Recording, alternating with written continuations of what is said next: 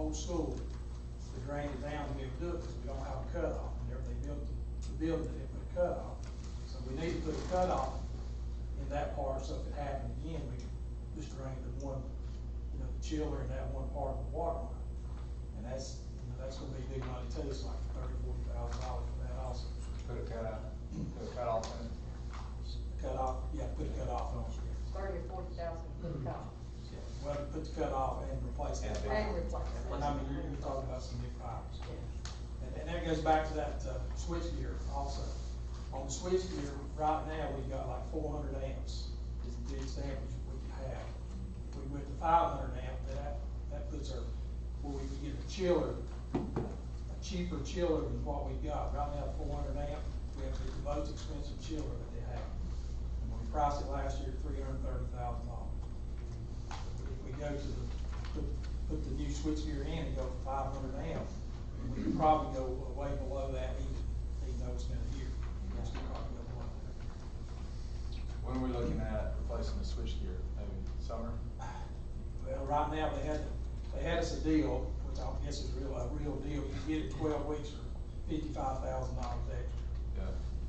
And the total price right now is what, $198,000 to have it installed and the switch gear. Yeah. If you want to pay another $55,000, you can get it in 12 weeks.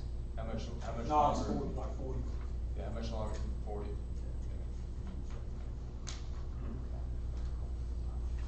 So it's probably not gonna be done this year. Bad thing is, if you, Yeah, I think we say 55,000. Wait 40 weeks. guys want Well, Yeah. when we did the chillers a couple of years, last year, we had to wait a year, right? yeah. And is it still a wait? No, it's not, Okay. I think about 3 months. It's about 3 months, okay, so that's better.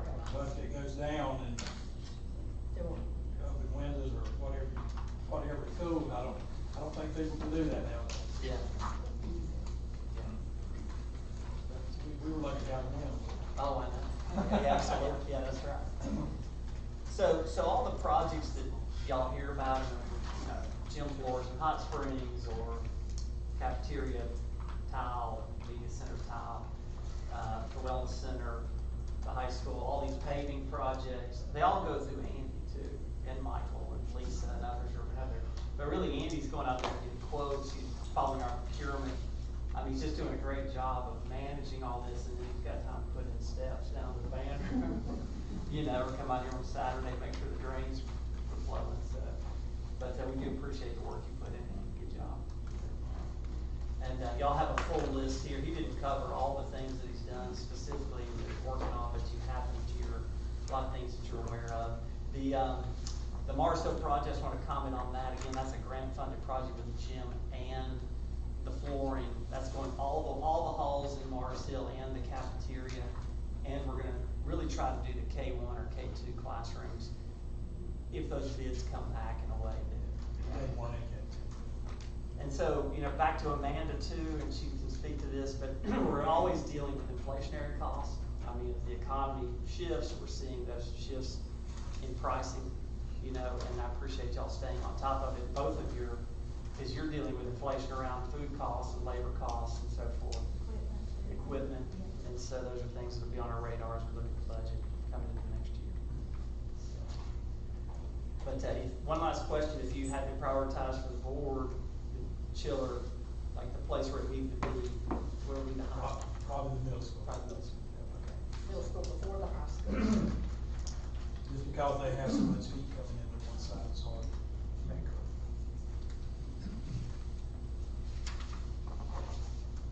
All right, thank you. Appreciate that. All right, the last thing is just the local budget update. I wanted to be sure the board's aware. Michael Wallen and I went down on the 21st to present to the county commission the local budget request. And wanted to be sure that the board is aware of just where we are with that, and I appreciate the board's work on everything. This is the timeline for the budget development. You see this every year. Probably say, looking at Mark's quick meeting with, of course, with the administration, but then as a board, we met to develop federal programs and looking at our enterprise funds, which are our child nutrition, our early childhood, and then worked into local. And and the local budget presentation was to the board somewhere here in March. But one of the key pieces here I'm gonna highlight is March 19th, meeting with the county manager and the finance director. So Michael Wallen and I, Lisa was certainly involved in all this, and the county manager and the county finance director met to discuss the local budget request. And we all got on the same page, which I think is critical moving forward. Then we met again, March 24th, we had our local budget request sent to the county commission, and then we met again on April 17th before the April 21st meeting, just to make sure that we were all in agreement. So that when we went into the county commission meeting on the 21st, I felt like there was a general understanding of the request, the rationale for the request. And I think that was just a good strategy and a good process, and I think the county would agree too. I think it was a very productive process this year. But we did follow a methodical timeline, and I really appreciate the board taking time, meeting, hashing things out. We developed our notebook, and when we went down, we didn't only present the local budget, but we also had our full notebook, which have all of our funds in it. So, Sandy, you can go to the next one. Next page. Yeah, keep on scrolling, go through these next ones pretty quick, I think. Right there, good. So one thing we showed the county commission, is how our budget is broken down. And you can see here that 58% of our budget is state, so we're largely a state-driven. So we're waiting for a state budget now, right? We haven't had a fully passed state budget since 2023, so waiting for that. Basically, in this budget, you have 375 employees, right, Michael, this year, somewhere in that range? Yeah. 375. So looking here at 11%, that's our local budget. And while it's not an enormous part of our overall budget, it is a critical part of our budget. Because basically, things roll from the federal side to the state side, and then things that aren't fulfilled there, they're saying, hey, let your local folks catch that. So this 11% is critical to us. 4% for federal. A lot of folks think that we have a bigger federal piece, but 4%. And basically here in terms of employment, again, 375 employees here, about 20 employees here, between 15 and 20 employees here on the federal side. 12% is capital outlay, which is our 4042, our sales tax money. And then up here at 5% is child nutrition, 3% are VKs, and then 7% is special revenues, our grants, those kind of things are held there. So, okay, so how does that look in terms of dollar amounts? 22 million or so in state, 4.181 million in local, 1.5 million federal, 4.6 million capital, 2 million or so in child nutrition, 1.3 in our early childhood, and then 2.8 million in special reserve funding. The percentage of state budget per category, so we're now going to focus just on the state budget. So 65.4% of that budget is in personnel, and then 29.25% is in benefits, right? So just almost all of state is taken up, 22 million of our budget by people, okay? So we wanted to focus with the county commission just on that particular piece of this pie. Now they had the full budget, but setting up the rationale for our request, we wanted to see, okay, what percentage of state goes into people and why are we making this request? So keep going, Sandy. And this is a state breakdown of budget items. How much money is that? Well, that's 14.8 million out of state into personnel, 6.6 million in benefits, and then 1.2 million. That's other really capital outlays, some other things, right? And there, Fuel. right, capital things. So next, federal. This is the federal side, and how much of federal goes to personnel. We just want to show of that 4%, a great majority of that goes to personnel. So 56% plus 27% going to personnel at federal, okay? And then the dollar on that, the federal breakdown is 887,000 plus 428 for the personnel and benefits. So coming down to state, I wanted the county to see that out of this state fund, 26, 27 next year and this year, kind of what are some of the key areas and where we can get cut, okay? What is kind of driving our local request. So classroom teachers, as a dollar amount, 26-27, we're expecting $7,332,000. This year, we received $7,710,000. So that's gonna be a net loss of 4.5 positions, okay? When you look at our allotments, our preliminary allotments for state, that's why when the state allotment comes out, it's really critical that we share this with the county to see where they can help us plug some holes, okay? So we have lost some students, okay, when you're looking at ADM, but you have fixed costs within schools. They're not variable costs, so if you lose 5 students across 6 grade levels, you know, it doesn't work out just to cut X number of teachers, you still need those classrooms. You know, if you lose 5 students off of the Spring Creek bus, you still run that bus, right? So there are things that happen here, we're gonna try our best to plug these holes, we really need additional local funding to help us with this, okay? This coming down central office, 66,000 in cuts, non-instructional support 30,000 on down, and then you get into some pretty big cuts down here. If you go all the way down to low wealth, we're at $500,000 for a cut, okay? So, you know, other areas, I believe textbooks on down to children with disabilities, and then overall, we're looking at a $1.1 million cut out of our state fund. So you can see how valuable state is to us, how critical it is to our overall budget, that we need additional local support. You know, when you're looking at benefits, for example, you can see the percentage of benefits that we pay. Those benefits go up how much a year, Michael, as a percentage? They go up 1 to 2%, just depending on what the state does, and sometimes even more. Sometimes even more. 5 to 10. Could be 5 to 10%.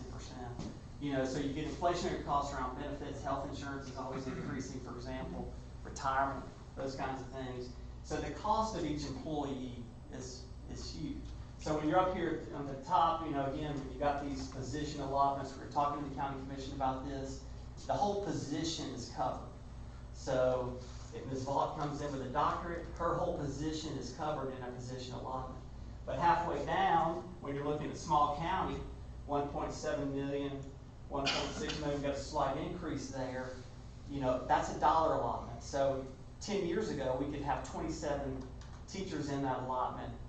Now it covers about 20 teachers because of inflationary costs, and that allotment has not changed a whole lot over the last few years. So again, this state budget, I just wanted everybody to have an eye on it. I think the county commission appreciated kind of the overall budget picture and then where we'd like to focus in. And then we got to our request, which is the next page. Again, the budget letter, anybody out here that'd like to see the budget letter, it's out on our website, or I can give you a copy. So basically, the budget letter just outlines our request.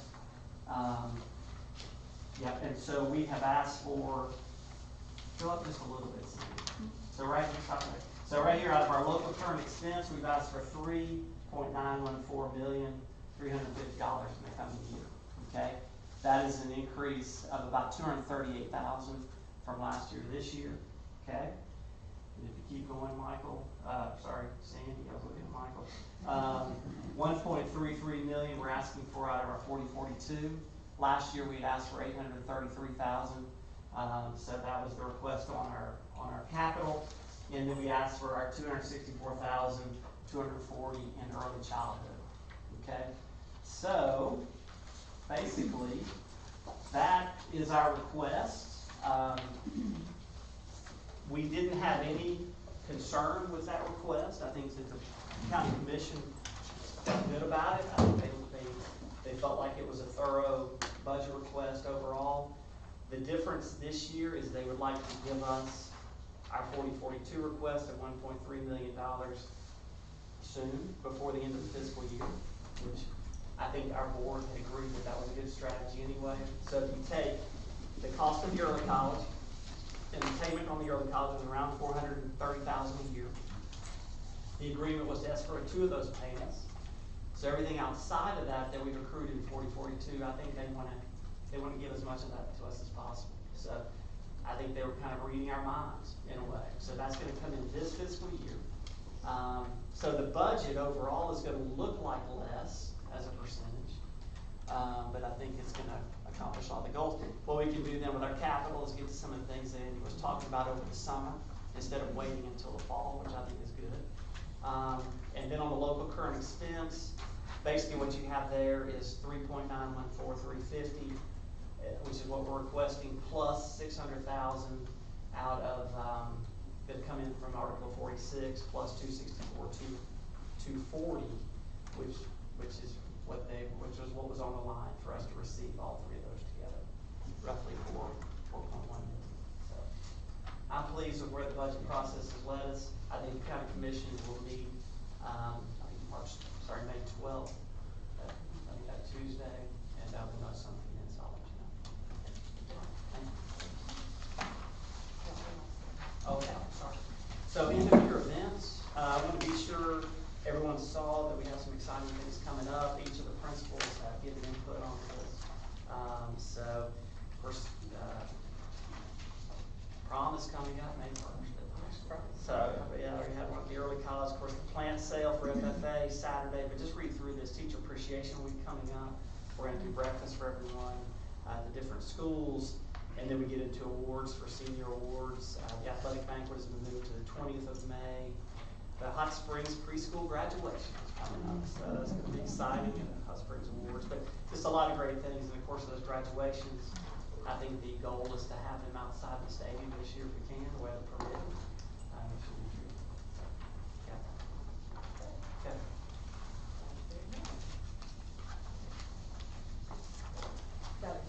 That time of year, is in the video, calendar, our film. And just so the board remembers, May 20th is the athletic banquet, so y'all wouldn't mind signing up to help. Sir, Where do we sign up? what time is me? Hey, what is it, yeah? Consider me signed up. Yes, okay, thank you. You're probably we're already there. Yes, 5 o'clock for us, yeah, 5 o'clock for us, 6 o'clock for, the athletes and their families. All right, we have some policies, that we've been looking at for the first time.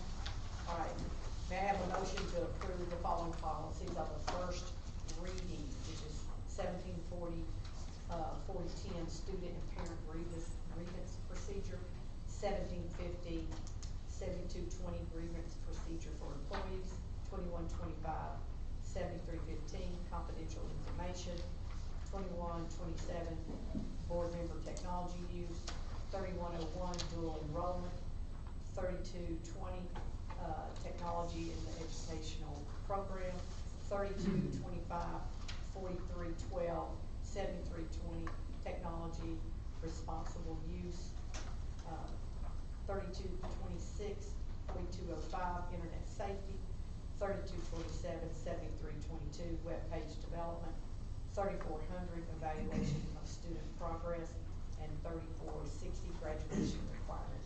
And this is, if I can have a motion for us to approve the following policies on the first reading. I'll make the motion, we approve those policies on the first reading. Second? Second. Any discussion? All in favor? Mr. Wallen, if you will give us the financial report, please.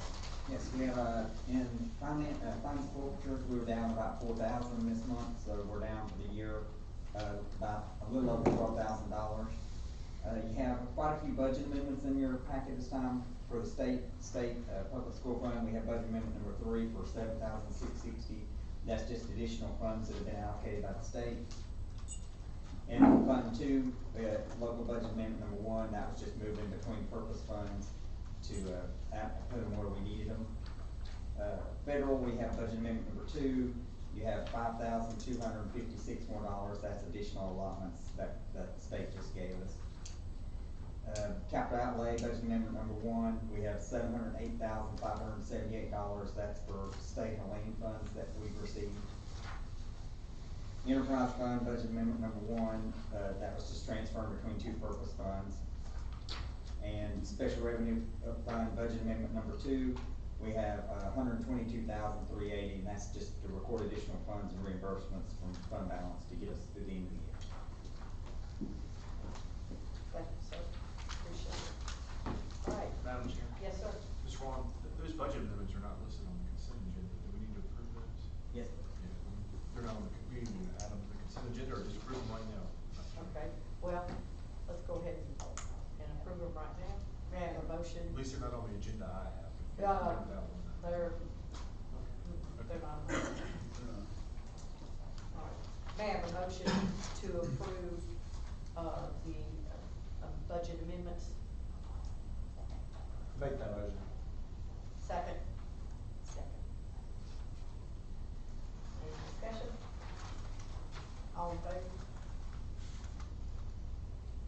All right, on consent agenda, may I have a motion to approve the consent agenda of personnel, teacher contract renewals for 2026, 2027, Board of Education meeting calendar, the UNCA Asheville Educator Preparation Program, MOU for 2026-2027, the internship participation agreement by and between George Mason University and Madison County Schools, and then the MOU for Madison County Schools and Appalachian State University.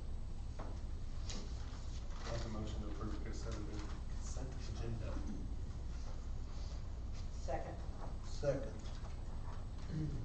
All in favor? Mr. Coach, do we have any citizen participation? I agree.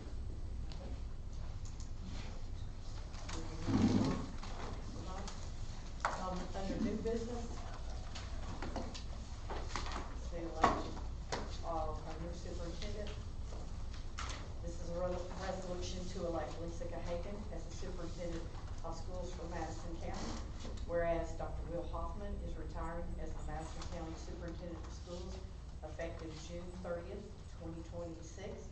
And whereas the Board of Education has conducted an extensive search for its new superintendent, now therefore be it resolved by the Board of Education that, 1, the Board of Education finds that Lisa Gahagan holds a master's degree in school administration from a regionally accredited university, has more than 5 years of relevant leadership and management experience, and has demonstrated that she can effectively lead the Madison County schools. The Board of Education elects Lisa Gahagan to serve as the superintendent for a term beginning July 1, 2026 and ending June 30th, 2030, subject to any required approval by the North Carolina Department of Public Education. May I hear a motion to approve this resolution? I make that motion. That was Is that our first and second? Yes, sir. Okay. All right. Now, go ahead and vote. Are you having any discussion? Oh, yeah, that's what I was gonna say. Any discussion? Well, I will say this, we had very good applicants. Our interview process was intensive. Out of the 5 of us, 4 have never done it before. So it was an experience. Everybody, the interviewees were extremely well qualified, but as the old saying, the cream rises to the top. And we appreciate Lisa being here. All right, anybody else? I just like the idea that Lisa has gone through the ranks. I mean, she was a teacher at Hot Springs, she's been a principal at various places. Then she's worn numerous hats as directors of different programs, and then finally, assistant superintendent, and I believe that's good that she was assistant superintendent, and her and Will can do some coordination and talk along, so I'm very pleased. I am also, and she will have the month of May and June to work with Will, because if she needs more training. And she had a child that came through the Madison County school system. Yes. Did.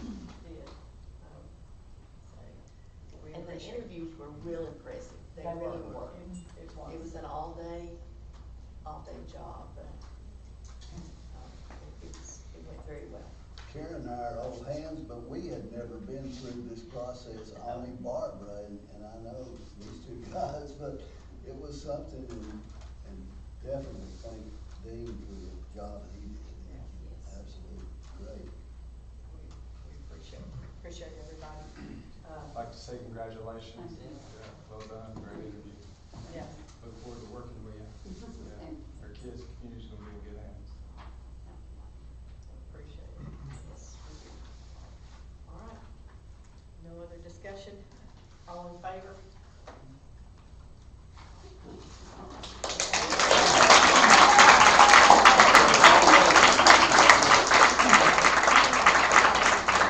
We will sign a bunch of documents and take some pictures as soon as we just adjourn the meeting. Yes.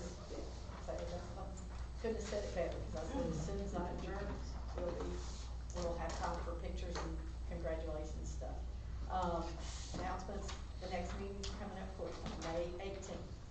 Regular session here at central office, 5 o'clock is closed, 5:30 is work, 6 is open. May I have a motion to adjourn the Madison County Board of Education meeting? I'll make that motion.